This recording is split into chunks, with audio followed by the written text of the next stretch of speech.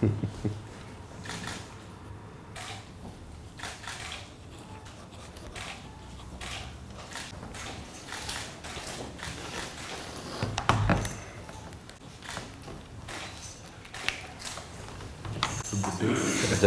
today.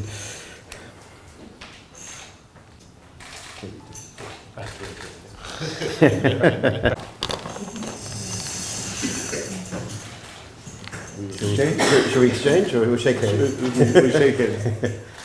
Thank you, sir. Thank you, His Excellency, the Acting Australian High Commissioner, Mr. Stuart Watts, acknowledge the Assistant Minister, Honourable Shromi Manuel, Andrew, thank you very much, members of the media.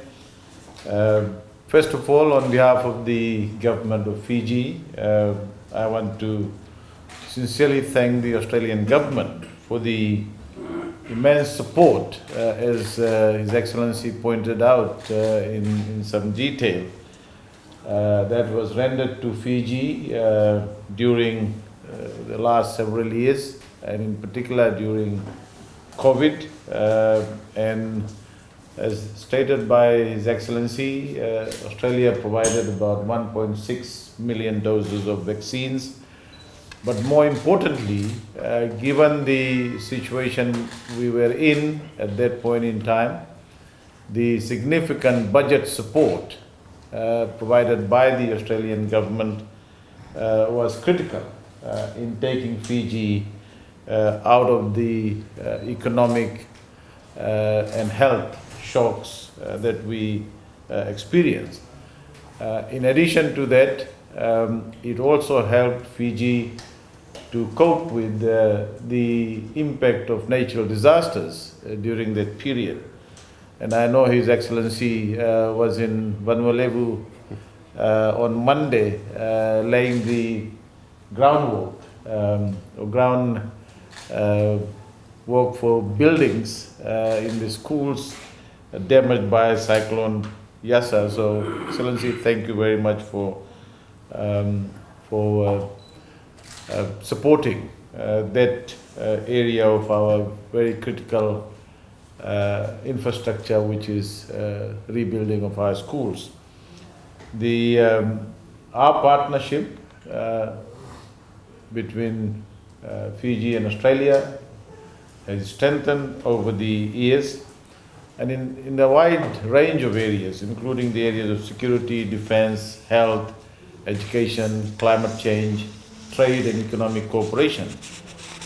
And as His Excellency pointed out, we are also working with the Australian Infrastructure Financing Facility for the Pacific, AIFFP, for investment projects relating to road renewal, resealing, bridge replacement, climate change adaptation, and flood mitigation.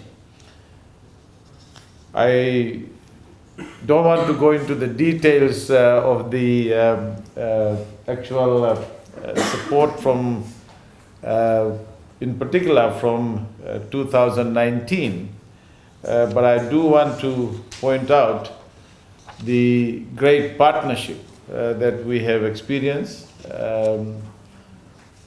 from the Australian government, and this financial year, the general budget support of 55 million Australian dollars, equivalent to 81 million Fijian dollars, is a significant support, continued support for our budget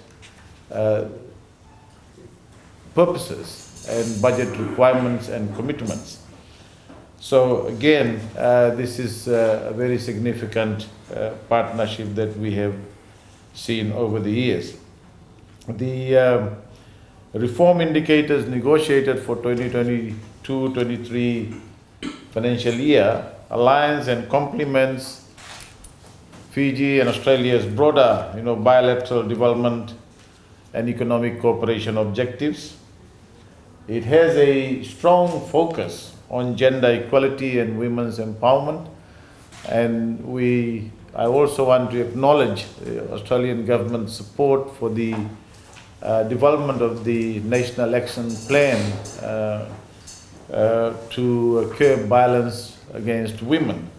And again, that provides us a very strong focus on gender equality, empowerment, disability, and social inclusion, with specific policy reforms and actions in that area. We obviously have benefited, as rightly stated by His Excellency, that if it was, and we believe in this coalition government, that if it was not Australia's support and the commitment, not only in terms of budget support, but a very considered, well coordinated support for vaccines and for other health facilities that we received during COVID, and it prepared us to reopen our borders in a very effective and an efficient manner. And that reflects the recovery in the tourism, which is driving very strongly our growth. In fact, the tourism recovery is more than expected, or more than what was expected, and the recovery is almost 100%. The revised forecast growth for last year is more now. In fact, we have also revised our growth forecast for this year from 6% to a conservative 8%, and we believe that the confidence that is being shown by not only our domestic investors, foreign investors, strong growth in remittances, and a very, very significant recovery of the tourism industry will put us in a very strong position. However, having said that, we have a very significant challenge on our hand. We have a heavy commitment to debt repayment. We are going through a very clear fiscal consolidation strategy, and we are working on a budget that will trade a fine balance between fiscal consolidation strategy, our revenue strategy, and our expenditure strategy. We have to understand that we are still transitioning from a post-COVID scenario where our people are restoring their incomes, loss of jobs, and we see this opportunity in the budget as a significant opportunity for us to continue with the recovery and at the same time make sure that we look after our people. The coalition government, as stated by His Excellency as well, is clearly focused on the reforms. We have significantly in the last 5 months focused on our partnership with our traditional partners, in particular our democratic partners. We are generally trying to strengthen our relationships, our economic and strategic relationships, as well as making sure that we as a government undertake reforms to provide accountability, transparency, and practice principles of good governance, freedom, and respect for human rights generally. We have, as you know, removed the Draconian Media Industry Development Act, a decree as it used to be, and we feel that that has provided a lot of confidence to our media. It has brought a sense of confidence, freedom, and a little bit of exuberance right across our society and the country. We are focused, His Excellency, on the key sectors of the economy in terms of reform. We're strengthening our budget processes. The government has approved the public investment infrastructure guideline. We are strengthening our Auditor General's office. We're reviewing the Audit Act.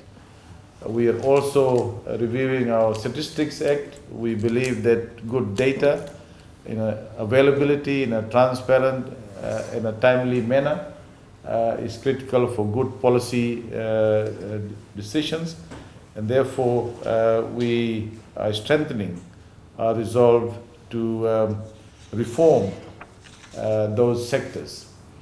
We have also put in place programs to strengthen the compliance of our Fiji Revenue and Customs Service institutions, and we want to make sure that we build institutions that support government strategy towards raising appropriate levels of revenue, and therefore reforms in that area is also very important.